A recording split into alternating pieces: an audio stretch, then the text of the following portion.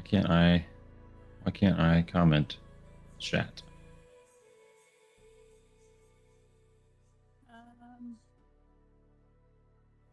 Okay, there we go. Nope. It still says 14 September on the show title. Why can't I comment chat?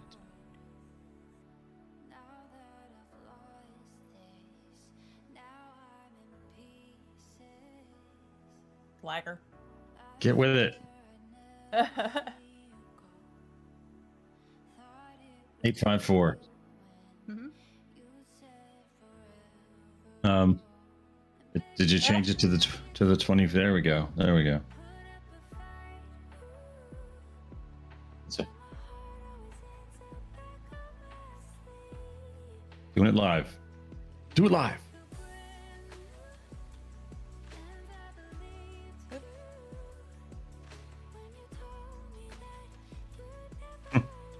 The title of this show should be Do You Remember? Or you could call it Earth, Wind, and Fire. Or you could call it Earth, Wind, or Fire. All right, that's good enough. That's good enough. I guess I'm ready when y'all are ready.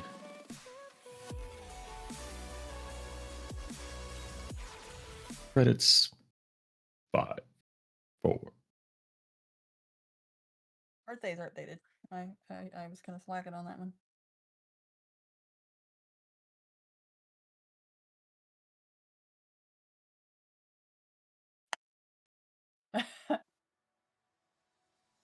I didn't hear a thing.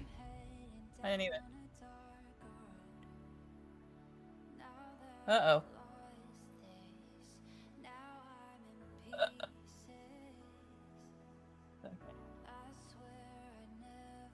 I could have just slipped right through.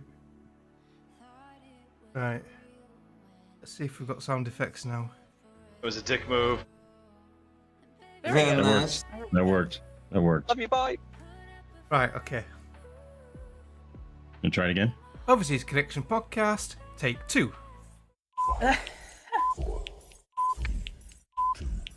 No one will notice. Good evening, ladies and gentlemen. Y'all are listening to the Overseas Connection podcast. Shut up and sit down. Here we go! Would you kindly? I think we're just getting started. Medic!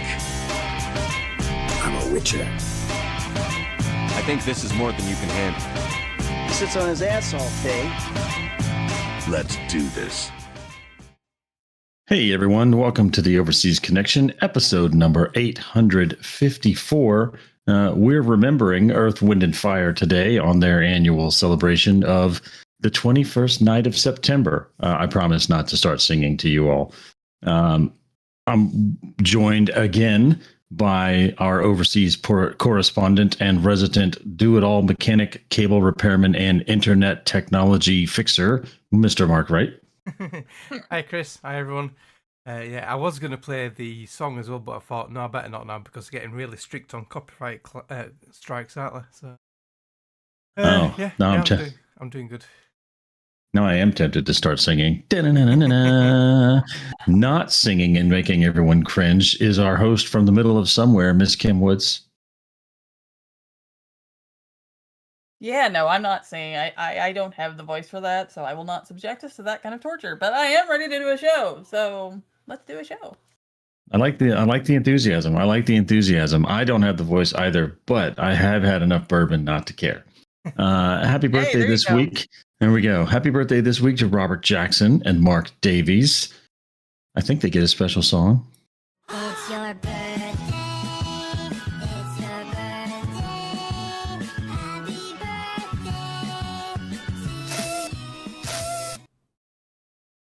Likely not listening to the podcast, but we'll wish them happy birthday anyway. Mr. Bill Murray of Ghostbusters, Caddyshack, and What About Bob fame is 75.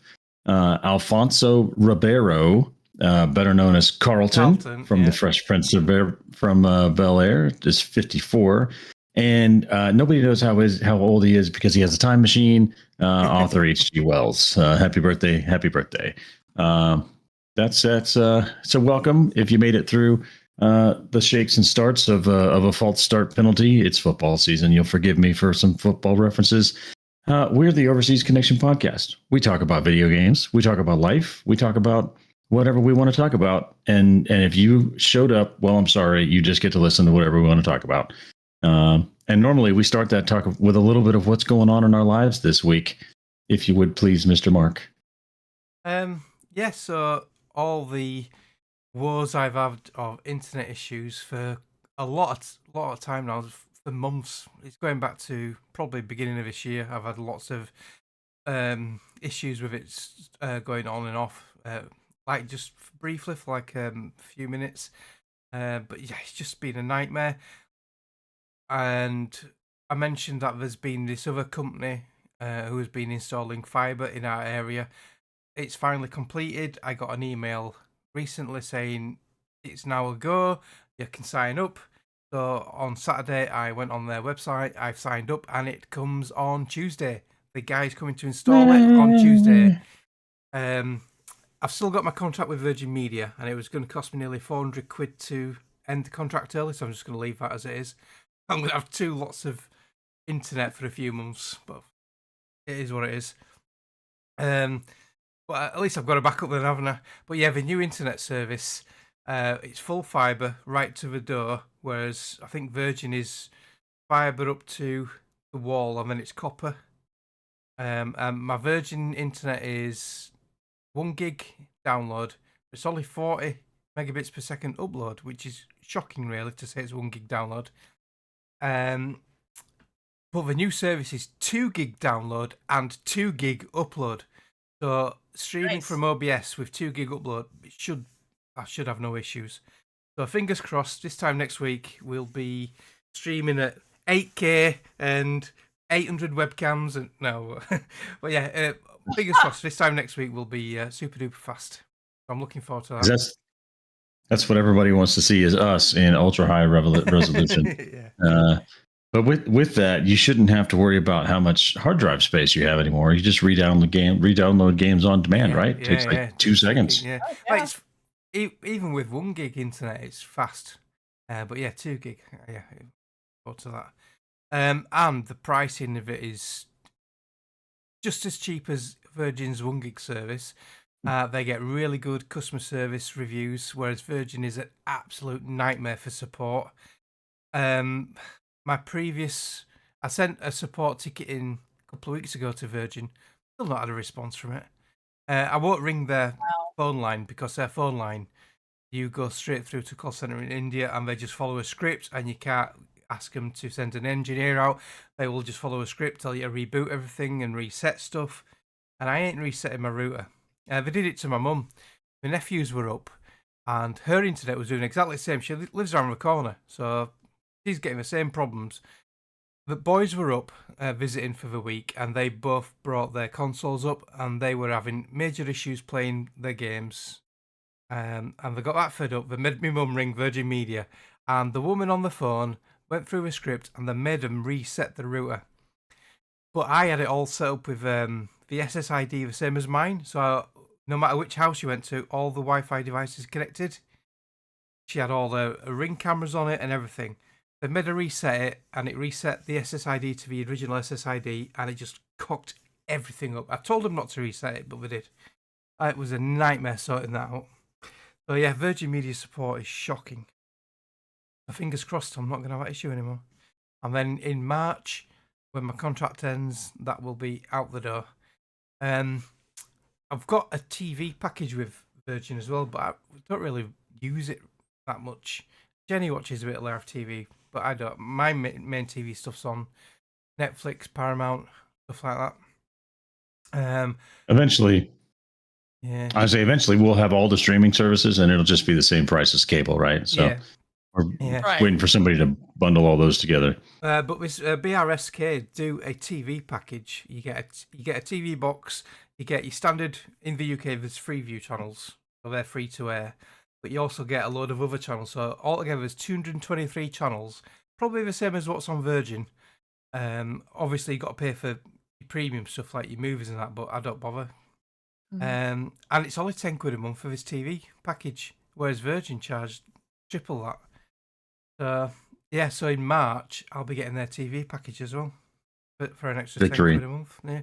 So yeah, I'm pretty happy so far. Just hope it lives up to its name and its level of service everyone says it has. I'm sure it will. All them reviews can't be wrong, can they? Can't be. Well, Can't be. There's no one would pay for reviews. Who would do that? Well, if you look at the reviews on Virgin Media, they're just diabolical. They used to be really good.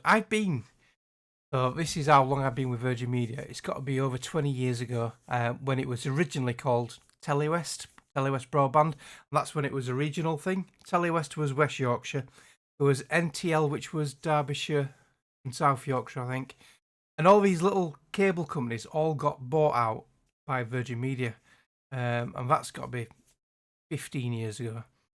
And it slowly and slowly got worse. The speeds have increased, but I think there's that many customers on this network now. It's bursting at the seams. They haven't done any infrastructure upgrades. And at peak times, it all just slows right down because there's that many people on their service, it can't handle it. So yeah, Virgin Media, if you look at the reviews online, it's just shocking now. And the customer service is diabolical. They haven't really got any customer service. Is there so now that we've established over the course of several months that Virgin Media is no good, at least in the Wright household. Yeah. Right. We do have to say that Mark's opinions are the opinions of Mark Wright and not the opinions of the Overseas Connection podcast or the Overseas Connection Discord community. We remain neutral on all providers. Flipping the token, when it works, Virgin Media is really good. And like I said, for many years, Virgin was the best because it's always been fibre, whereas all the other internet providers have used phone lines before. They're catching up now because they've got their own fibre networks. Yeah. But yeah, Yeah. Virgin, because Virgin have got competition now, they're losing out big time. Well, they've Maybe just they've just lost a 20-odd-year-old customer. Yeah. maybe they'll catch up. Anything else going on over in Yorkshire this week, Mark? No, I've had a busy day today. I've been at my mum's most of the day doing some jobs for her. She's got a new Nest thermostat. She's keeps seeing mine and she's saying, "Oh, I like that. How does that work?" And I showed her the app and everything. Oh, I want one of them. And I'm thinking, oh my god, here we go. I'm gonna have to fit all this. So that arrived yesterday. So I've been fitting that Nest thermostat today. So I took the old one off, fit the heat link on the wall, then set up the remote thing in the room and set the app up on a phone for her. Got all that working, and like I said, she's on Virgin Media as well, and she had the really old TiVo box, a big fucking massive thing, and they actually eventually sent her a thing saying, look, your TV box is really old, we're going to send you this new, it's called a V6 box, it's right small, it's one I have downstairs, and that can record 6 channels at once. Not that we need 6 channels anymore recording, but yeah, she's got one of them now, so I installed that. That was nice and easy to do. So yeah, just spent a bit of time with my mum today. You heard it here first, folks. Mark has a small 6-channel box downstairs. Yeah. Oh dear. Yeah, recording 6 channels at once. That's quite a clever thing. That is clever. There's probably an R34 for that. Before I take us too far into the gutter, save us, Kim. What's going on out in the Midwest? Oh well, you asked the wrong person on that note. But anyway, not much this week. Monday I started to have a headache, and then I started to feel sick to my stomach. And of course, my first thought was, "Oh God, I'm having a migraine," which is usually what happens. Well, sure enough, I haven't had one in ages, but it turned out to be a 3-day migraine. So not really much happened this week other than me being miserable with this stupid migraine, because once it was over, I think Thursday, it finally quit. But then, of course, I didn't sleep hardly at all the last couple of days, because you can't sleep with those things. And even though you're physically exhausted, the moment you go to bed, you're like, well, I'm awake, and you don't know why, because you've been feeling like crap all day. I tried to read a book, which was a good thing, but then I was up till 1 o'clock reading the book, because of course I can't sleep. So, Thursday and Friday, I spent those days just trying to catch up from the lack of sleep I had. So it's been pretty boring in the Woods household at the moment. So 3-day migraines, I don't recommend them. Well, hopefully I you're- had them for a while, but I used to suffer a lot with migraines, and yeah, they're a nightmare. I really feel Right. for you on that. But I've been on some medication to prevent them now. I'm on propanolol, which is like a beta blocker, and that has been really helpful. Very rarely get them now. Apart from Right. a Yeah, couple of I- weeks ago, I had one. Yeah, I Apart haven't from a- had one in ages. Yeah, but I used to get them like at least 2 or 3 times a week at one point. Oof. But yeah, a couple of weeks ago, that's why I wasn't on the show a couple of weeks ago. I had one. When Greg Oh. said I was on Helldivers. Maybe you were. We don't have any proof of that. Can you put this headaches all in offline mode? Probably. Headaches all cleared up. Kim, feeling better. Yeah. Excellent, I'm excellent. still tired, but let's face it, at our age, with all the sleep we've probably lost over the years, we'll never catch up anyway. Yeah. So Nah. I'll live. You know. I had a psychology class when I was a freshman in college, and they said you can never catch up on sleep. And I took heart in that because I really once you missed it, it's gone. So don't worry about it. It's in the past. Right. Exactly. Get sleep in the future. Yeah, there you go. Yep. That's it. Your way, Kim? Just headache woes? That's it. Yeah, just a migraine all freaking week. So what about you? Let me tell you, you two are just a treat today to hang out with. I know, All right? right. Yeah. Well, hopefully Mark's new internet service will be kind enough that they don't delete all of his sound effects. So I'll do it for you. Story time. All right. So what's been happening around here? I am also exhausted, but for a good reason. I don't know if class reunions are still a thing that people do in what I'll call normal society, but Right. my alma mater, because we're relatively small, only 4,000 4,000 people at the school at any time. 1,000 people graduate every year. And we all have a very similar experience because it's a military academy. We form pretty tight knit bonds, and so every 5 years we come back for a reunion, and it's always a great time just to see people you haven't seen in a while. Catch up with folks. But when you're almost 50, it is an exhausting weekend because we started Thursday with a late night reception that went into the wee hours for the people drifting into town. And then they're like, hey, we're up until like 2 a.m. Well, let's all get up at 6 tomorrow and climb this mountain. Like, all right, let's do that. And so Sure. it's not really a climb. It's more of a hike. There's a little memorial at the top of a hill that we all walk up to. And then you spend all day just going to all these various events, and then the events are all over. And it's like, well, let's keep going. Let's go back to the hotel bar and let's keep going. So then you're up until 2 a.m. again, and then you're up at early Saturday morning for a military review parade, and then off to the homecoming football game, and then of course the tailgating after the homecoming football game. And so it's been 3 consecutive days of up early to sleep late. Several cocktails consumed on a daily basis, hourly basis. And so I think as soon as this show's over, I might go take a nap. It's been a fun time, but I am exhausted. So yeah, that's what's been going on around here. Got it. We do have one question from the Discord to get us kicked off from Commander Corzon. Which is an interesting question. I had to think about it pretty hard. Are there any game genres you will not play no matter what? Even if your friends play or the hype train has got everyone buzzing for it. I don't know about genres, but I have decided I'm not playing Dune Awakening. I know all of you are super excited, and I've heard all of you say some super amazing things about it, but watching how quickly everyone abandoned Dune Awakening when Helldivers 2 hit Xbox, I was like, you know what? I don't know if that one's got the staying power for me to invest money in it. So I think I'm just going to give it a pass. I do hope that you all have a wonderful time with it, and I do hope that the Spice Girls karaoke channel is alive once again. After maybe we complete a major order. But yeah. And other than that, I do not care for fighting type games like Street Fighter, Mortal Kombat, Tekken. I never get on well with having to. You're not supposed to button mash. There's supposed to be a combo to it. There's supposed to be a rhythm to it, and I never get on well with it. So I don't really care for that genre of games. I suppose. Kim, I'm going to let you give us your thoughts on this question while I dig up. We did have a community answer. Yeah.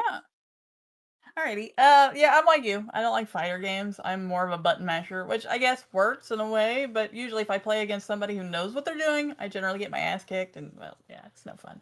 Other than that, as much as I want to like them, I am not a big fan of games like Elden Ring. Even though, they're RPG like and that should be like right up my alley, but no. There's no mark mode. And no, I can't play a game that is gonna fucking aggravate me, want to make me throw the controller and then just leave. I can't. I'm too old for that. I'm too old for that crap. So yeah. Other than that, I'm pretty open to playing things. But like, and I know this is gonna hurt people, but like Final Fantasy are things they're not games I ever got into, and I don't know why, but I just never did. Oh yeah, and like Boomer says, horror games. Yeah, I'm not big on the scary horror games either. I live out in the middle of nowhere and I own weapons, so I don't think you want me to be scared. I really don't think you want me to be frightened. So yeah, those are definitely things that I don't play. So before we go over to Mark for his thoughts, when you say Final Fantasy, do you mean like the stand in a row turn-based combat, or is it the story that you don't get into? I think it's the story, because I've done the stand in a row and the turn-based thing because I played Banner Saga, and that was more or less what it was. So I don't mind that part of it so much. It's just I don't know. It was, by the time I got into games, those were already like out, and I guess it was just not something that I got into. So I don't know. Maybe I'm missing out, and I need to give them a shot, but I haven't yet. So. You like what you like. There's no judgment from me. I'm just curious if it was the gameplay or the story that turned you off, or the chocobo in the fro kind of thing. Because some of it can be just downright silly. Right. But yeah. All right. Cool.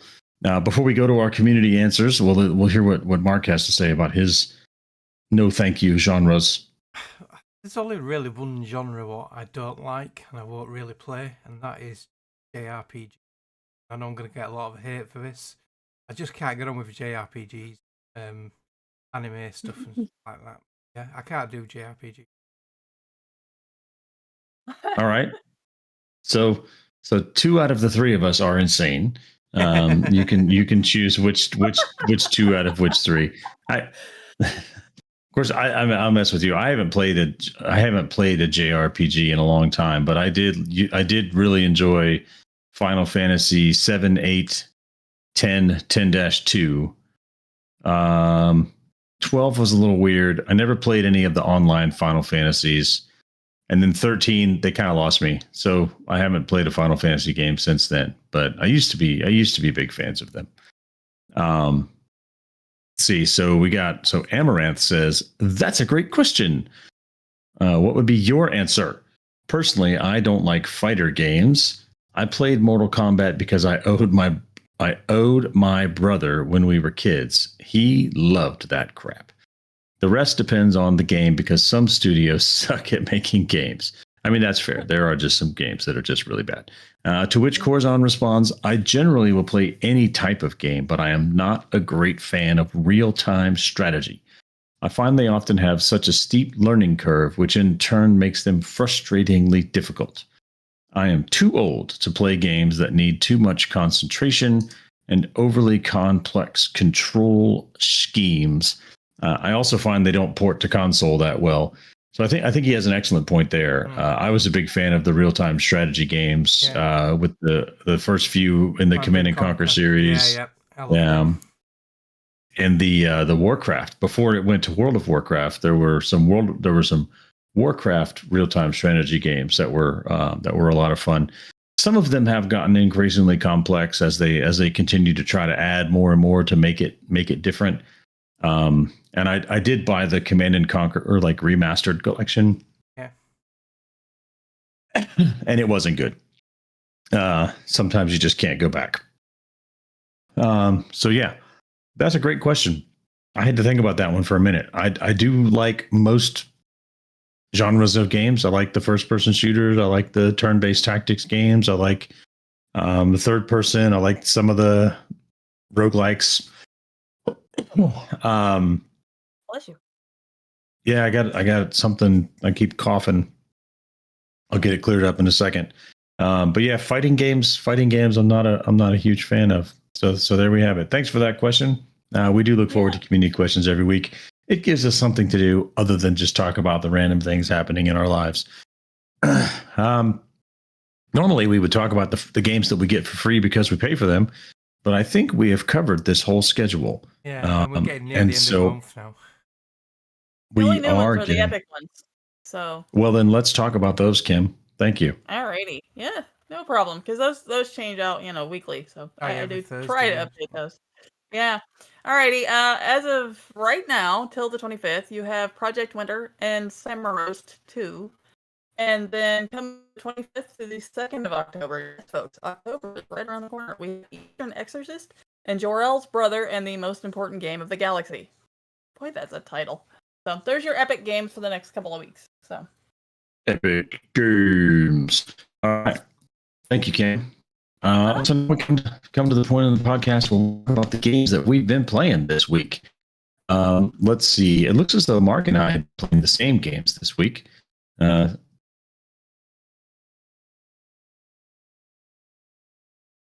You guys are freezing up for me. uh-oh. I'm Yeah, not, you- not showing any drop frames.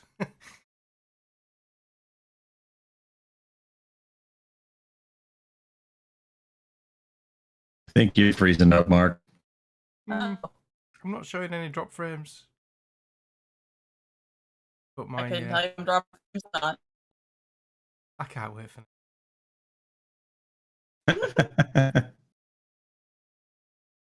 Virgin Media strikes again. I'm looking at the Twitch, and we definitely have some stuff going on over on Twitch. Yeah. Um, Now, I've probably not got any drop frames because I've put a 5-second delay on it, but the kilobytes per second, instead of being constant, it's going up and down like a bride's nightie.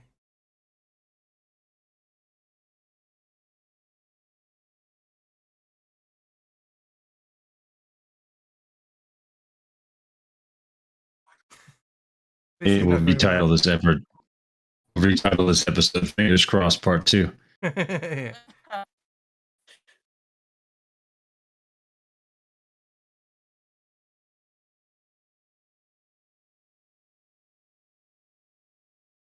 Uh-oh. Not happening. Am I freezing for you guys? Yeah. I was gonna say you're both off and on freezing for me, so I thought maybe it was me. All right. Okay. It looks like we caught up. All right. Yeah. Okay. Do we have a sound clip for this segment of what games we've been playing? We certainly do. Today I feel like playing computer games. Yeah, there we go. Like nothing ever happened. Just we'll have to edit that part out, I guess. Sorry, Boomer, you saw that one live. Okay, so Mark and I have been playing the same game. So I guess Kim, you're up first for our weekly Baldur's Gate 3 update. Oh. Yeah, no, because I've been sick. I didn't do a lot, but I did drag out my D&D character because she was in early game yet. And we went and got Karlach. We made friends with her. Which is funny, being a what they call it, a Lightfoot halfling. Apparently I can jump farther than the when you're I guess a human. I don't know what you want to call it. So it's been interesting because I've been able to get in places of the map that I couldn't go with others. So that's been interesting.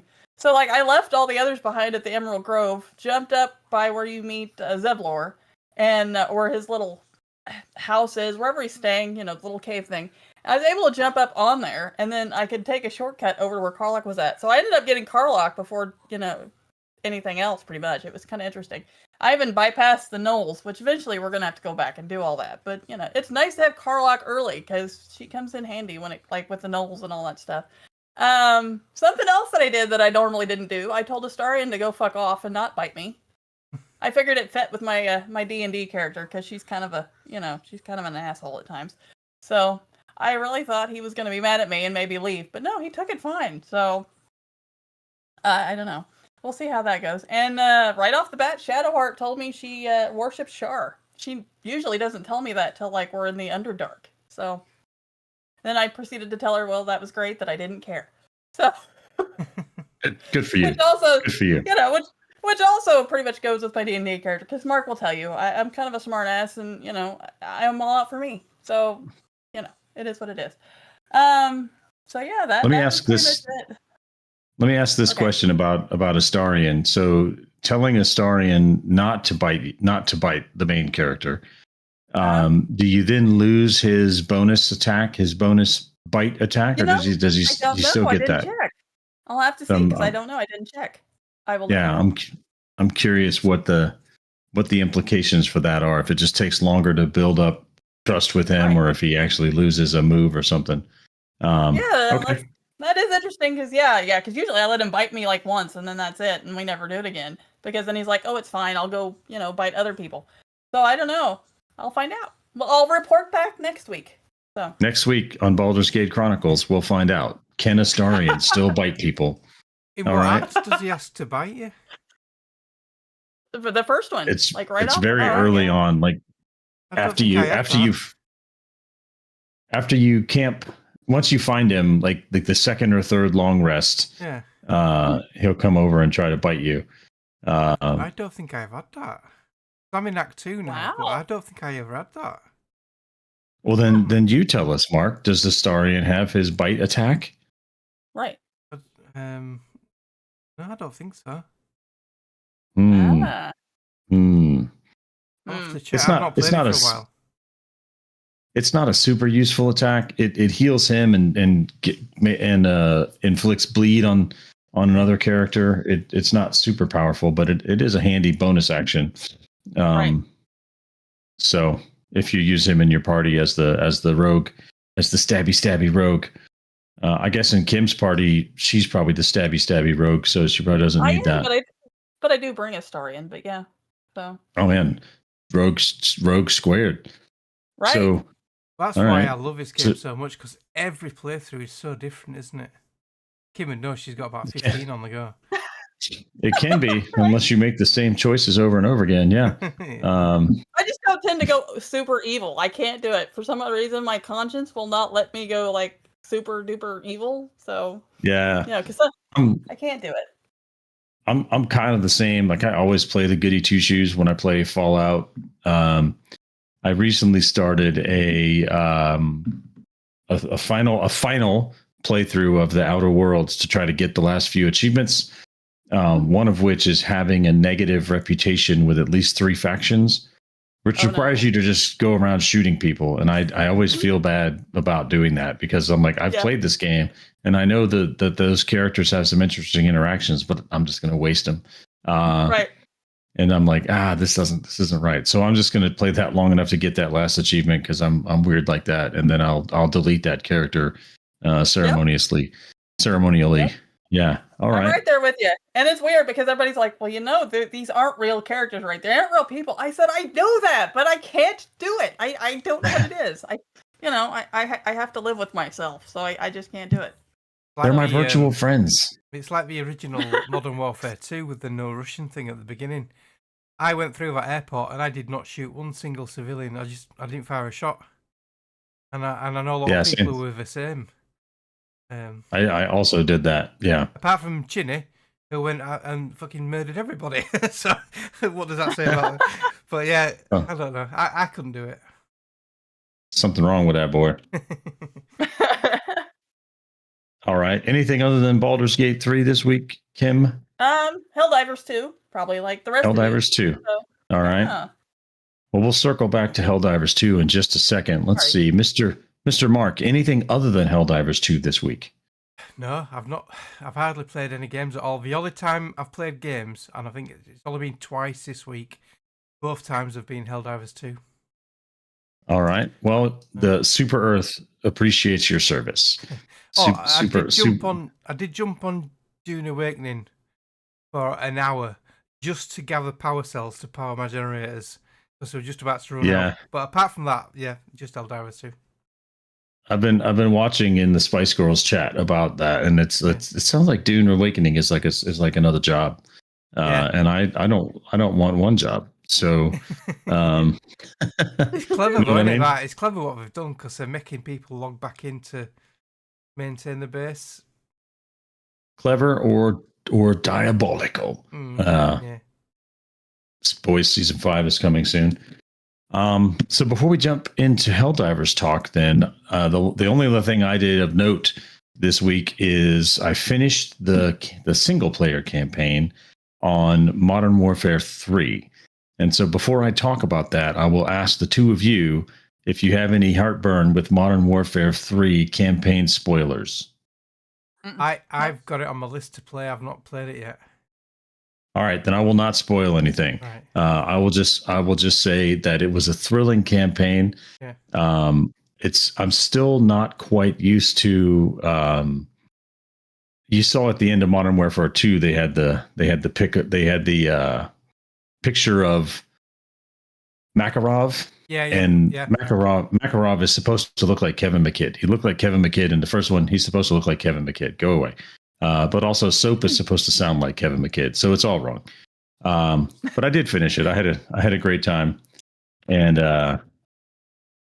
I'm looking forward to finishing Modern Warfare Zombies, which Corzan and I have been playing together quite regularly. And so I guess we're going to dive into a little bit of Helldivers 2 talk, but I think we should give some love to the chat. So Boomer's been hanging out with us. And we have a second Mark. We have Mark 2 has joined us. So welcome Mark Hazeman from the YouTube restream. So Helldivers 2. What have we been up to in Helldivers 2? It seems like we're going back to Gary's favorite planet, Hellmire, once again. Oh my God, yes. Yes. So the recent major order, we've been going to the automaton planets because historically we've been on a lot of the bug planets. But yeah, the past week or so we've been on the automatons, but yeah, looks like we're going back to the bugs. So I prefer the bugs.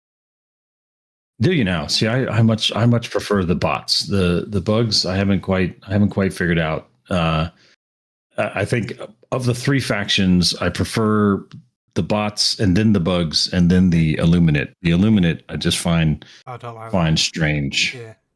Yeah. Do you have a preference, Kim? Have you been playing long enough to develop a preference? Well, I like the bugs at first, but then after playing the bots this past weekend, I don't seem to mind them either. They do seem like they're tougher. Because I don't know if I've just been playing the bugs long enough that it seems like they're easier. But, yeah. I mean, I really hate the freaking fire tornadoes. Those things are assholes. But Number one worst faction, the environment. Yeah. Right? The fire tornadoes can be a pain in the neck. I was playing the other day, and for the first time, because I had the fire resistant armor on, I was like, I'm not gonna move out of the way. And the fire tornado picked me up and tossed me across the map a little bit. And I was like, oh, that was no good. So I learned that lesson. Don't stand in the way of the fire tornadoes. But did you survive? But did you die? No, I didn't die. Right. So yeah. So Mark's been playing this game on PC with us for a little while. Kim is joining us from Xbox. Do you generally prefer to just go wherever you want in the galaxy, or do you prefer to dive with the major order? Well, when I first started, I just kind of went whatever because I wasn't sure what you're supposed to do. But now I pretty much do the major order thing. So. All right, Mark, what do you think? Yeah, I tend to stick to the planet of the major order and do my bit for Super Earth. For democracy. Yeah, I don't suppose it really matters that much having one single player not being on the major order, but every little helps, I suppose. So I don't know. So you were teetering on the edge of fascism there, Mark. Right? Everybody's got to help. Yeah. You see, it's funny because you see some like videos on social media and TikTok and stuff where players are like showing you. There's a companion website for Helldivers where it shows you the planets and the percentage it's been liberated, and they'll go on about, well, there's 2,000 players on this planet. What the fuck are you doing on that planet? There's nothing there. Get back to the major order. And they're getting right angry. So I just find that quite funny. I see the same thing on Helldivers Reddit all the time. There's people with a lot of heartburn. With people seem to have heartburn with people just enjoying the game. Like we're actually going to win or lose something meaningful with this war, right? Like if we win this war, we're going to change Earth. Right. Yeah, I tend to dive with the major order just because I want to get extra medals. Yeah, that's the main thing. Yeah. But I'll also, if I jump in with a group of friends, I'll just go wherever they want to go. Mark in the chat says, I go wherever the group wants to go. If the major order aligns with what the group is feeling, then we'll go to that planet. And I think that's good vibes. That's good vibes. Although the planet that you have on the video right now, Mark, I hate the snow planets because I wear the light armor so that I can move. And then you go to the snow planet and you're like, I may as well be wearing heavy armor. I can't move. Yeah. So there we go. Favorite armor type, Kim? Have you played long enough to develop a favorite armor type? Well, probably medium armor. And right now I like the armor that lets you carry extra stems because for some odd reason I always seem like I need the extra stems. So all right. Those are nice. Yep. Mark? So I was using the one where you carried extra stims, and I think you carry two extra grenades as well, don't you, Kim? It's one or the other. There's one that gives you extra grenades and one that gives you extra stems. I just recently got the new Dust Devils Warbond, and the armor in that gives you 40% fire, cold, acid, and something else protection. Explosion protection, I think. It's not as good as like some of the armor can give you like 80%, but it's just for one element. But this gives you 40% for all the elements, and I'm quite liking that. But the first one I unlocked was heavy armor. I don't normally use heavy armor, but I equipped it because it had the 40% protection. And boy, does your stamina burn out quick. This week I just unlocked the medium version of that armor with the 40%, and I equipped that, and I said to Kim, I think it was Thursday night, I said, boy, God, you can run a lot further without running out of stamina now. So yeah, the medium armor is the one for me. Yeah. I usually go with the light armor. I switch back and forth between the one that gives you more ammo and faster reloads and the one that gives you fire resistance, depending upon what I'm using for my primary weapon. Because one of the primaries is one that does more damage as the weapon heats up, but it also has more armor penetration, but it also damages you as it heats up. Scythe. Yeah, the double-edged sickle. And so I like to use the fire resistant armor with that. It makes a nice pairing. But otherwise, I usually go with the Urban Scout armor that gives you more ammo for your primary and faster reloads. It's pretty good. Yeah. Any particularly hilarious moments on Helldivers this week while we wrap up our Helldivers discussion? I've got one. What do you got, Mark? So I jumped on Thursday night. Gary put a message out to me saying, "Are you joining us?" I'm just jumping in with Kim and Boomer. So Gary had just joined, and I just joined and just dropped in. And as I dropped in, Kim comes running over his ledge, jumps off his wall, straight onto a mine, and blows up. And like she's in like 5 different pieces. Straight away, Control F10, record. And I put it in the Discord. That's hilarious. I like watching my head roll by your feet. So yeah, it was just funny how she just comes like in slow motion. She just runs over this hill, jumps off this wall, and boom. So it's like this heroic entry. Kim's here to save us, and then nope's out. Yeah. I was in the Discord chat with Gary. Kim and Boomer hadn't joined at that point, and I think I deafened Gary because I laughed out loud. So yeah, it was hilarious. Well, I'm glad I can entertain. Aside from the story that Mark stole from you, Kim, any particularly hilarious Helldivers moments? I don't know. It just seems like every time we play Helldivers, there's always something. Yeah. Every time we play, there's something funny going on. There's always something. I think that's what makes the game. What makes it replayable is that there's always something hilarious. My recent one is I like to run the shield backpack, a little shield bubble. Mm-hmm. And I've noticed that the blue stratagems, particularly like your turrets, will stick to the shield backpack, which means if you don't get the shield off quickly, the hell pod is going to land on you. So the number of times that I've tried to throw a turret down, like I go to where I want the turret and I throw the little thing right at my feet and it says, no, it's now stuck to your shield and you have like 3 seconds to drop that backpack or you're going to be splattered. And I'm 50-50 whether I can drop the backpack quickly enough or I'm splattered. Right. So I'm learning now not to do that. I throw it a little farther in front of me, but Mhm. I still laugh at myself every time that happens. Yeah. So join us for the I was going to say, I've Go ahead, got a Mark. new addiction now as well, and this is your fault. stems, experimental stems. No, The Ministry of Truth says the experimental stems are not habit forming, Mark. Stop Every with these time- fascist thoughts. Every time the extraction shuttle comes in, I have to drop a 500 kg bomb as a finale explosion. Well, that's your fault. You gotta have the cinematic exit. If I don't have the 500 kilogram, I throw a sparkler grenade on it. You gotta have something. Particularly, I've noticed I was playing with Gary and Greg, and there was another person in the crew, and they were taking forever to get on the stinking shuttle. So I just started throwing grenades at them. I'm like, get on the shuttle, get on the shuttle. It's time to go. So yeah. It's been great fun having a bunch of new people join in the Helldivers community. It's kind of refreshed the game for me. It had kind of gotten stale a little bit. So it's been a great time having everybody. Any other last Helldivers thoughts before we move on to this week's quiz? I've just hit level 25, so I've finally unlocked the mech suit, the Emancipator, or whatever it's called. But I need a load of requisition slips now to get it. So we're gonna take it now. Put it in the chat so we can record it for posterity. What's the over under on the number of divers that Mark's going to step on with that mech once he unlocks it within the next week? I'm putting it at 10. 10. Anybody got a better one? Kim, what do you think? 10? 10 more than 10? Less than 10? We'll go 15. We'll see.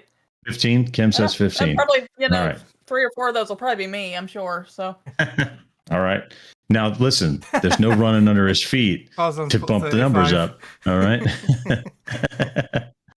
No costing us reinforcements by running under the feet of the mech just so you can win the office pool. All right. I might accidentally go for Greg's floor, but you never know. Accident. Yeah. Speaking of Greg, we haven't discussed where Greg is this week. I usually know. Does anybody else know where Greg might be this week? I know the real reason, but I thought we'd make up a funny reason. But the real reason is he's taking his mum home, isn't he? He's playing Uber driver. Yes. You're so kind, Mark. You're so kind. I was going to tell everybody he was at a furry convention waiting for the scorching, but fine. He's taking his mom home. He's such a nice boy. Okay. So, Mr. Mark, if you would please, it's time for this week's quiz. It's time for the quiz. Yeah, you know what? Oh, too bad. Too bad. Tough. Okay. So play along in the chat if you want to. If you don't want to, that's okay too. Picked 4 games from 4 different platforms from 4 different years, although none of these games are more than 20 years old. And we're going to see how everybody does at guessing their Metacritic scores. There is a connection between all these games, although it's going to be a mystery theme. We'll see if you can pick the mystery theme. And the first game for today is 2018's Forza Horizon 4 on the Xbox One. So, Mark, you got to go first last week. Greg hasn't returned from the furry convention yet, which means it's Kim's turn to go first this week. Forza Horizon 4 on the Xbox One, which was released in 2018. Corzan's in with an 82. I'm going to go 84. Kim says 84 without hesitation. And Boomer says 75. Mark? I had a number in my head before Kim said hers, and this isn't just doing the prices right. I had 85 in my head. Mark is going to preemptively Minority Report Price is Right. The Minority Price is Right. Was this one the Australian one? Wasn't it? Forza Horizon 4 was the one that was set in Scotland. Yes. All right. I thought that was 5. I'm getting mixed up with them. 5 was the one that was set in I'm happy Mexico. With the 85 then. Yeah. You're happy with your 85. Yeah. Mark Hazeman from YouTube comes in with an 85 as well. And the answer is you were all very mean to Forza Horizon 4. Oh. You should all apologize to Turn 10 Studios. It was a 92. Wow. 92 for Forza Horizon 4. Pretty well liked. I think it was Forza Horizon 3 that you all were talking about. Yeah, that's Australia. That's Colorado. Which was Australia then? I thought Colorado was the first one. You might be right. I actually started playing with Forza Horizon 4, and that's the one that's centered around Edinburgh and Glasgow. All right. Cool. So well done. 92 though. Popular game, Forza Horizon. This one may be less popular with the community, but nonetheless, I'm going to ask this one. This is 2016's Stardew Valley on. Oh man, I type really well. Stardew Valley on the PC. 2016's. Oh, Banhammer. Boom. Take that. Take that, PHW wave yow. The fastest hammer in the central. Fastest hammer in the middle of somewhere. So there we go. 2000. That's giving you some time to think. 2016's Stardew Valley on the PC. Corzan's got the quick draw with an 89, and it's Mark's turn to go first. So this, I know I've played this. I've played it on PC actually. I think it's on Game Pass now. But I know this is a bit of an indie darling, and it's quite deep for what it is. It looks basic at the start, but it's got quite a good story. You inherit your grandfather's farm, and then there's some mines and there's people you meet. And it's quite deep. It gets really good reviews. I'm gonna say 88. Mark says 88, which gives the final word to Kim. I didn't get along with Stardew Valley. I don't know why. I should have, but I just didn't. But like I said, a lot of people do like it. I don't know. I'm gonna go 85. Kim's gonna go 85. I like pixelated games either, but I liked this one. You were all pretty close. It was 89. So Kim was a little low. We had an 88, an 89, a 90, and a 95. So everybody pretty close there, pretty close. Which brings us into round 3, which is Okami, which was released in 2006 to several platforms, but we're looking specifically at the version that came out on the Wii, the Nintendo Wii, way back in the days. And we are back to Kim with the first word. All right. I haven't played this one. I don't know. I keep circling around it every once in a while. I don't know how well I would have played it on the Wii, but well, by circling around it, that's what you did with the Wii, right? That's true. Right. I'm gonna say 75. Kim's gonna say 75. All right, which brings us to Mr. Mark. I've heard of this game, but I don't really know much about it. So I don't know if it was well received or critically acclaimed. I don't know. I'm gonna have to. Kim's stolen the nice middle ground number, hasn't she? I'll say 70. 70. All right. Can't all be top class games you've picked. They can't all be top class games that I've picked. And Mark from YouTube. I haven't yet gone with the every score is 88 theme. I'll work that one in at some point. But generally, that's right. When this thing gets 88 miles an hour, you all owe an apology to Okami. The actual score was 90. Really? Wow. 90 for Okami. The general theme was that while it was very low difficulty and generally a casual game, it was a real joy to play because it just was smooth and the colors were nice and the story was meaningful. So yeah, there you go. Sometimes not everybody wants the Souls-like game that's going to crush their will to live. Sometimes they just want to sit back and chill. Maybe even joysticks and chill. You should check those people out.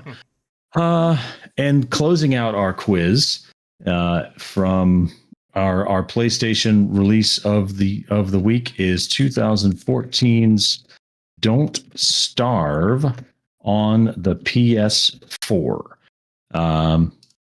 And we are back to Mark, it's your turn to go first. Played this on Xbox One.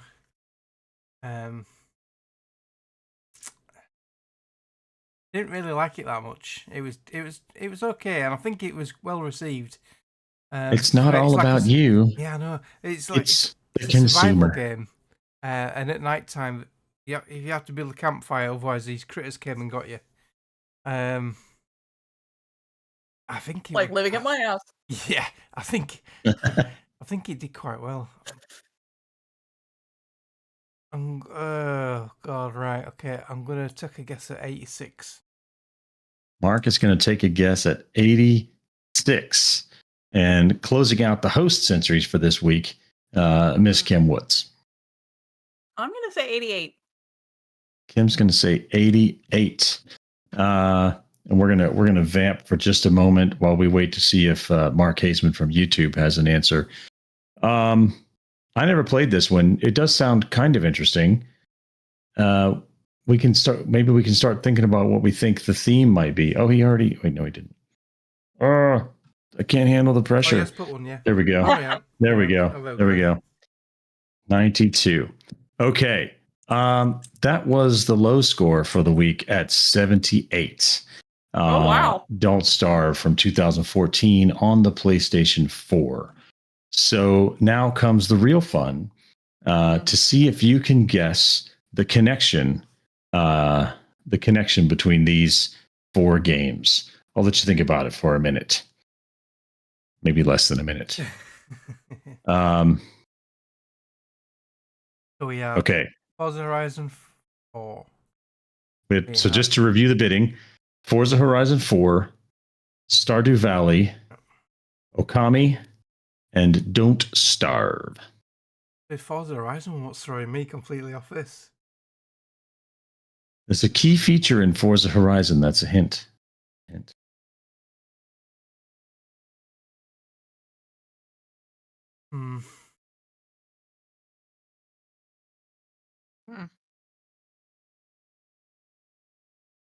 I have no clue. Mark's tapping out. If it wasn't for Forza Horizon, I'd have said they're all survivalish type games. But I don't know about Okami, to be honest. I don't really know much about that. All right. You have a guess, Kim? I have a guess, but I don't know if it's good. But I'm just gonna say it anyway. It has a rewind feature because I know Forza Horizon had the rewind feature. Forza Horizon does have the rewind feature. I don't know if the other games have the rewind feature. I I'll don't have to either, but that's the only thing I That's a come good on. guess. So I'll have to research and see what we say. But the tenuous connection that I drew between all 4 of these games is they all have seasonal changes throughout the game. And today is the 21st of September, which is the first day of autumn or fall, as we call it here in the US. And so the connection between all of these games is they incorporate shifting seasons as you go through the gameplay. So there you go. There's your 4 tenuously connected games for this week's quiz. For those of you keeping score, Boomer is this week's winner with a low score of 35. Trailed very closely by Mark at 37 Mark at 36 and Kim at 37. And then high score this week goes to Corzan at 43. So with an 8-point spread between everybody, it was pretty tight this week. Well done to everyone. nice. So there we go. But come back next week for another Metacritic Madness quiz, and we'll see what other kind of tenuous links I can draw between some otherwise disconnected game titles. It's the time in the podcast where we talk about gaming news, Mr. Mark. Yeah, that's me. What is it, Matt? That's you. Here is the fucking news. All right. And it's not really any good news this week. The first bit of news this week, Microsoft has announced that it will once again be increasing the price of Xbox Series X and S consoles in the United States. So pulled from Microsoft's very own website, beginning on October 3rd, we will update the recommended retailer pricing for Series S and Series X consoles in the United States, only in the United States, due to changes in the macroeconomic environment tariffs. So we understand that these changes are challenging, and they were made with careful consideration. Looking ahead, we continue to focus on offering more ways to play more games across any screen and providing value for Xbox players. So I guess if they keep messing around, they're going to have to come clean on that promise that everything is an Xbox, because nobody's going to be able to afford an Xbox. So breaking it down, we will have the Xbox Series S, the base model at 512 gigabytes at $399, which is a $20 increase. The Series S with the 1 terabyte hard drive will be $449.99 USD, which is an increase of $20. The Xbox Series X all digital 1 terabyte at $599.99 USD, which is a $50 increase. The Series X with the disk drive, $649.99, which is again a $50 increase. And the flagship Starship Enterprise Galaxy Black Special Edition 2 terabyte with the disk drive at $799.99, which is a $70 USD increase. I don't know. What do we think about this? Is it just a sign of the times? Do we think we're going to get any relief from this? Is this going to affect the next generation of consoles and make it out of more people's reach? I'm going to ask the person who doesn't care because he didn't live here first. Mark, what do you make of this? I just can't believe how much the Series X is now. Might as well buy a PC, right? Yeah, $649. Wow. I don't even know how much it is in the UK now. I know we've had a price increase earlier this year, but yeah, it's crazy, isn't it? And the ROG Ally Xbox version VX, when that comes out, that's rumored to be £800-900 when it's launching in October. But yeah, things are getting so expensive. Ooh. But on the same token, with technology, TVs are mega cheap now to buy. So I just don't understand the correlation. Right.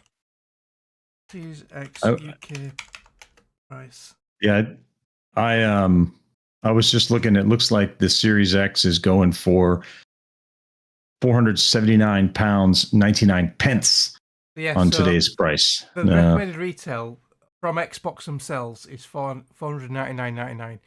When the Series X first launched, back in whenever it was, they were £440 because I got one. So they've gone up. They've gone up 50 pounds, which is about $75. Yeah. All right. Yeah. I'm curious to see this. This is strange new territory, right? Because we don't typically get price hikes mid-life for a console. Yeah, especially at the end of life, right? Yeah, mid-life you get like a smaller compact version revamp, and then the original one gets like a $50 or $100 drop. Right. But it ain't happened this time, has it? Yeah. I think there's a lot of factors at play here. There's of course the economic policy that we're dealing with here in the U.S. I think there's also a lot more competition globally for the purchasing of semiconductors and chips. You know, you're seeing a lot of things go into powering these large language models, data centers, crypto mining. I don't know if that's still a thing everywhere, but it's still a thing. And so I think it's just it's a competition over these limited resources. So maybe this is an opportunity for Texas Instruments and Kodak to save themselves and become relevant companies again. Mm-hmm. All right. One of these days, Mark, you're gonna get your sound just right. Apparently, you're too quiet this week. Yeah. You need to scream into the microphone. Kim, what do you think? You haven't had much to say about this issue. You planning to buy a new Xbox? Well, eventually. I mean, I won't buy one, unless, God forbid, mine, blows up or something. So hopefully it'll last till the next generation. But it does kind of make you wonder what with the what they're touting the next Mhm. Xbox will be, which will be like a combination of the Xbox and Steam, and the whole makes me wonder what that one's going to cost. Because if these that just play, Xbox games are what they are, what is it going to be like for ones that are going to play, Xbox and your Steam library and all that stuff? So I don't know. I guess we'll see.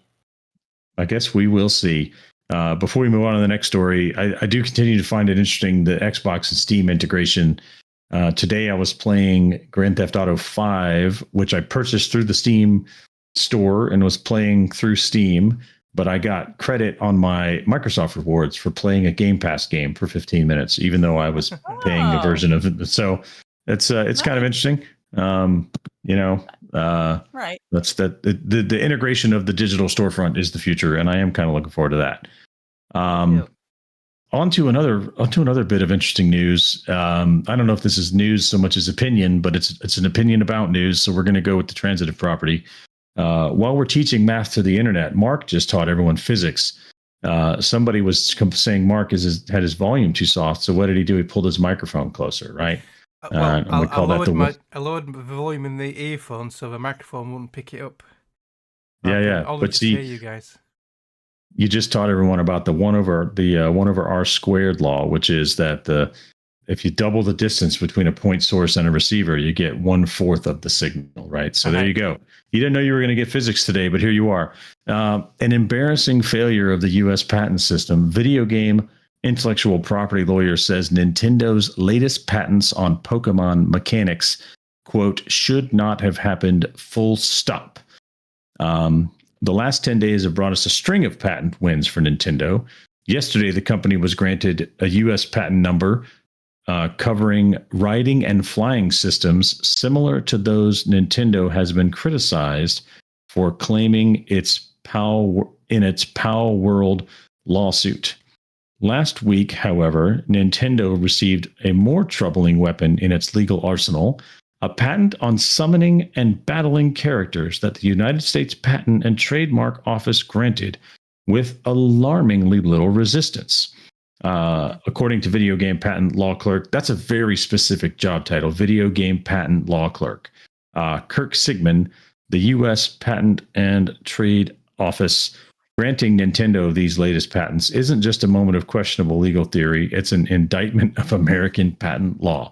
And so before we discuss this, Mark from YouTube has corrected me. That's called the inverse square law. So Mark, right, by pulling your microphone closer to you, you have taught the world about the inverse square law. You're doing a service. We are here to educate.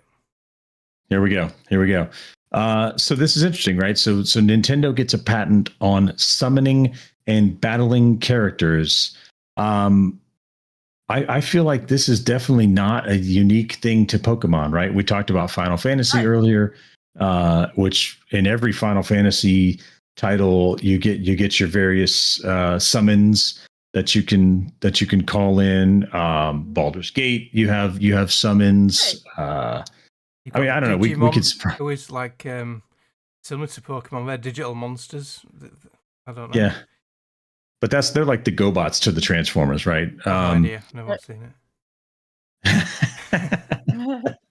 GoBots was this weird cartoon that was kind of a knockoff of Transformers in the 80s. But yeah, I don't know. Like, what do we think Nintendo should even be claiming these patents? And are these patents at all enforceable? Mark got the first word on the. Yeah, well, I saw this on a TikTok video. A guy was ranting about Nintendo putting in patents for game mechanics, and he was saying it's going to kill the gaming industry. And I can see that, because I can understand a patent for an IP or a character or even a story. You don't want anyone copying your story. Although they say copying the stories, what was that phrase? It's gone out of my head now. It's the praising it rather than plagiarism, isn't it? Imitation is the sincerest form of flattery. Yes. But the second half of that is something like imitation is the sincerest form of flattery that mediocrity can give to greatness, or something along those lines. So if Nintendo end up Well, if all the different other companies all patent different parts of game mechanics, how is someone going to make a game without crossing one of them mechanics? Yeah. I don't know. I don't understand. Yeah, We got to go all the way back to the beginning.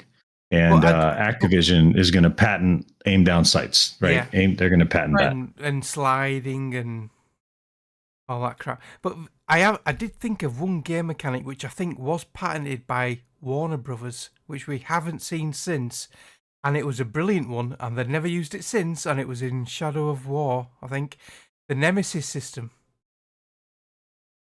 With the what was the Nemesis system? So in Shadow of War, the Mordor one, the orcs had a hierarchy, and if you took out the captain, the people under that leader, one of them promoted to captain, and then they had like a grudge against you, sort of thing. They called it the Nemesis system. And that was quite unique and quite well received, and it was quite decent. But I've never seen it since, so I don't know if that's because it's patented by Warner Brothers. I've never seen it in another game since. Yeah, or maybe they just couldn't figure out how to implement it. Yeah, I don't know. Kim, any thoughts on putting a patent on summoning? No, you can't summon your water elemental or your gale anymore. Right. I'm kind of like Mark. I mean, where does it stop? I mean, if everybody's gonna patent one thing or another thing, and then another company's gonna patent something else, I mean, where does it stop? Because eventually it's gonna be like, well, we can't do that because so and so has a patent. Well, then we can't do that because somebody else has that patent. So I mean, it seems crazy to me to do, like you said, summoning or patent summons. I mean, when almost every RPG and everything else known to man has those things. So where does it stop? It seems crazy to me. It does seem ludicrous. I'm all for the defense of intellectual property, but it just seems like some things are indefensible, and that this one seems pretty. I don't think Nintendo were the first ones to come up with this. Right, exactly. Well, so that Nemesis system, it was patented by Warner Brothers in 2021, and the patent expires in 2036. If anyone wants to use the Nemesis system, they have to pay Warner Brothers for the right to it and credit them. Well, so we need to start working on a game now, and then we'll release it in 2037. Yeah, it'll be great. It'll be great. But imagine if someone patented health packs or stims. How many games use health packs and stims? How are you going to do that? Yeah. Surely there must be some common sense ground where, if it's a very unique system, fair enough. Like the Nemesis system, fair enough. But to patent like summoning, I don't know. Yeah, that seems silly. Like trademark is one thing. A game mechanic, I don't know. The next thing is we're gonna patent checkpoints, right? No more checkpoints unless you invented the checkpoint. No more campfires for saving your souls or your runes or whatever they are, unless you invented that, right? Which will make games like Elden Ring even more fun. Exactly. So there we go.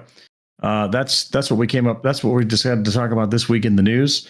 Come back next week. We'll talk about some more things and see what's what. It's time for our new release calendar. We've got a few games coming up. And so Kim, if you would please take us through the upcoming new releases. Of course. Alrighty. For this week, we have Mage Food Truck. I'm assuming that's going to be some sort of simulator. Who knows? I could be wrong. But it'll be out for the PC on the 24th.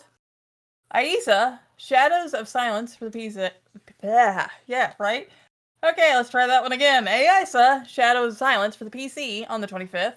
Death on the Nile for the PS5, Xbox Series X and S, Switch and PC on the 25th. Hades 2 for the Switch 2, Switch and PC on the 25th as well. Too many curses. Memo Rukin Recurse. That's what I'm going to go with. For the PS5, PS4, Xbox Series X and S, Xbox One, Switch and PC on the 25th. Out of Time for the PC on the 25th as well. Silent Hill F for the PS5 and PC on the 25th. Sonic Racing Cross Worlds for the PS4, PS5, Xbox Series X and S, Xbox One, Switch and PC on the 25th. Sworn for the PS5, Xbox Series X and S, Switch, and PC on the 25th as well. A lot of things coming out the 25th. Claddon X3 for the PS4, PS5, Switch, and PC on the 26th. Clover Pit for the PC on the 26th as well. EA Sports FC 26 for the PS4, PS5, Xbox Series X and S, Xbox One, Switch, and PC on the 26th. Hotel Barcelona for the PS5, Xbox Series X and S, and PC on 26th. NBA Bounce for the PS4, PS5, Xbox Series X and S, Xbox One, and PC on the 26th. Pac-Man World 2 Repack for the PS5, PS4, Xbox Series X and S, Xbox One, Switch 2, and the Switch, and PC on the 26th. And last but not least, we have Mind Diver for the PC on the 28th. So there you go. That's the new releases for this week. Thank you, Kim. Anything from the chat? Anything from you two that seems particularly exciting in this group? Mark seems to be interested in Mind Diver. I just put it on the screen the trailer, and this game looks weird as shit, man. What? Wow. What in the? Yeah, that looks really strange. Yeah. Because the concept sounded interesting to me, I looked up Mage Food Truck. Yeah, Mage Food Truck is a roguelike. Yeah. Okay, there we go. A roguelike culinary fantasy adventure. Play your cards to explore a hangry realm, crafting and delivering exotic meals in the face of fantastical beasts and curses from dissatisfied customers. So if your real job isn't stressful enough, you can have a food truck and try to deliver food to dissatisfied customers with magical abilities. There we go. I don't know. That could be fun. That could be fun. It looks pretty chill. And it's got like a bit of an RPG D&D feel to it, because you've got like constitution checks and stuff. Got, Okay, cards you play. That one might do it. Yeah. Mm. Oh, the food truck flies. It's like the Magic School Bus. Nice. All right. Coolio. Well, thanks everyone for joining us on today's show. If you want to hang out with us, play games. We play games together on occasion. We have the Tuesdays and sometimes maybe Thursdays. What are we calling it now? Trigger Happy Tuesday. I'm sticking with Shooty McShoot Face Tuesday. That's what we're sticking with. Which kicks off at 3:30 p.m. Eastern. Let's see, we're still in Eastern Daylight Time for a little bit. 8:30 p.m. for those folks in the UK. 12:30 p.m. for those out on the West Coast. And 2:30 p.m. if you are in the middle of wherever Kim is in the middle of. And double Fatal Fridays, which really has become single Fatal Fridays, but nevertheless, kicking off at 8 p.m. in the UK, which would be 3 p.m. Eastern Time, 12 p.m. California time, and 2 p.m. Kim time. And then once again at 8 p.m. Kim time, and I'm not doing any more time math for you. You're all adults. If people want to get hold of us, Mark, how'd they get hold of us? They can email the show, ocpodcast@gmail.com. They can tweet us on Twitter, or must be called X now. I don't know. I'm not on there. @OC_podcast. You can check us out on Facebook. We've got a Facebook group on there. And we are on Podbean. So the Overseas Connection on Podbean, that's where our show is hosted, and you can leave comments on there. And we have the future, which is Discord. We have quite a busy, lively Discord server. So, yep, feel free to join that. The link is in the show notes on your podcast app of choice, or just message one of us and we'll give you the invite code for it. Yeah, join in for fun on there. So all the play dates and all the information is on there as well. Just one more thing. Kim has got a special announcement about this year's Extra Life. Oh, I'll put you on the spot there, Kim. Sorry. Yeah, a little bit. That's all right. I meant to mention it earlier, actually, but I didn't think about it. I just remembered. Yeah, the Extra Life team, which is called the VG Hub, is up. And actually, to be fair, it's been up since probably the first of the year because I was excited. And Anthony is my nephew. Anthony is gonna be a part of it again, or at least that's what he says. He's a teenager now, so he might have cooler things to do than playing games with his aunt. But we'll see. So if you want to be part of our Extra Life this year, go to the Extra Life website, find VG Hub. I'm the captain. I think Defoe is there. Martin is there too. He's on our team. So I think Lewis you know, is if you wanna joining up stay again. Yeah. I believe so, yeah. And of course, I think Tank Top's eventually going to show up at some point. He's been a little busy. But if you'd like to join our team and play for 24 hours, there's always usually a pretty good group of us that are doing it. And we'll have a Discord chat going to kind of keep everybody, you know, doing their thing. So yeah, go to Extra Life, find VG Hub, and join our team. And if you're not There you have it. participating, just please jump in any of the participants' gaming channels. Give them some moral support, and if you can afford to, just drop them a few dollars. It all helps the kids. So yeah. Well, what's the date on that again, Kim? Is it the 8th? Yeah, I think it's November 8th, which thankfully does not fall on the daylight savings time thing. So thankfully it's only 24 hours instead of 25. But, you know, because I'll tell you what, when you've been playing video games for 24 hours and you realize the clocks roll back and you've got an extra hour, that just kind of takes the wind out of you a little bit. Or maybe I'm just getting too damned old for this thing, but I'm going to do it anyway. So, yeah. And like Mark said, I like to tell people, clean out your couch cushions and throw me your spare change. You know, I'll take it. It's fine. All right. So there you have it. 8th of November, Extra Life, annual Extra Life 24-hour gaming marathon, raising money for the Children's Miracle Network. So please drop in, play games with anybody who's participating. If you have a little bit to give, then every donation will be appreciated. Kim, since you just made the great announcement, why don't you start us off with our closing shout outs? Alrighty, yeah, I'm going to shout out the people in the chat today, and we've had Boomer, Corzon, and Mark Hesman. So thank you guys for jumping in the chat and you know, playing along with our quiz and everything else. This is why we do this thing. It's not because we we do like to talk to each other, but we don't necessarily have to do it on camera with mics and the whole 9 yards. But you know.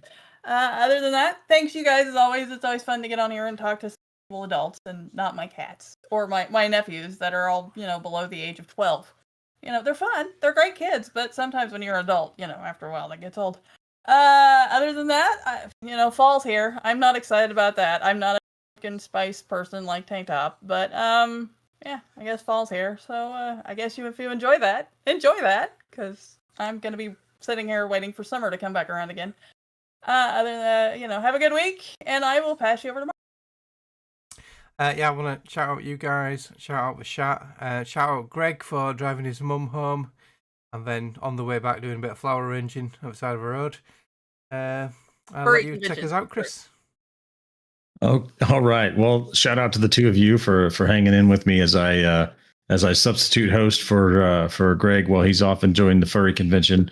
Shout out to the Shatters. Always great to have some people here participating. So Boomer, Corzon, and Mark, thanks for stopping by.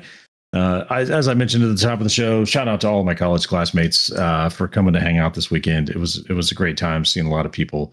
And now I'm going to go take a very long nap.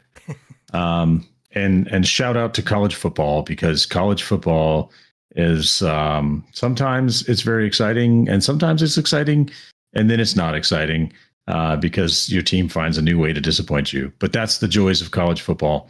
And that's what we got this week. Thanks everybody for coming, and over to Mr. Mark for the closing music. Thank you for listening to the Overseas Connection podcast.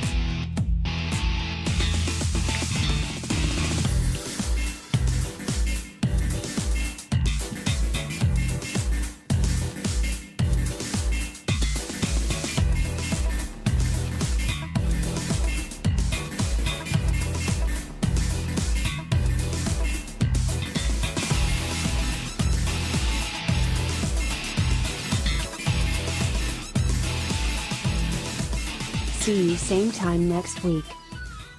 Love you, bye.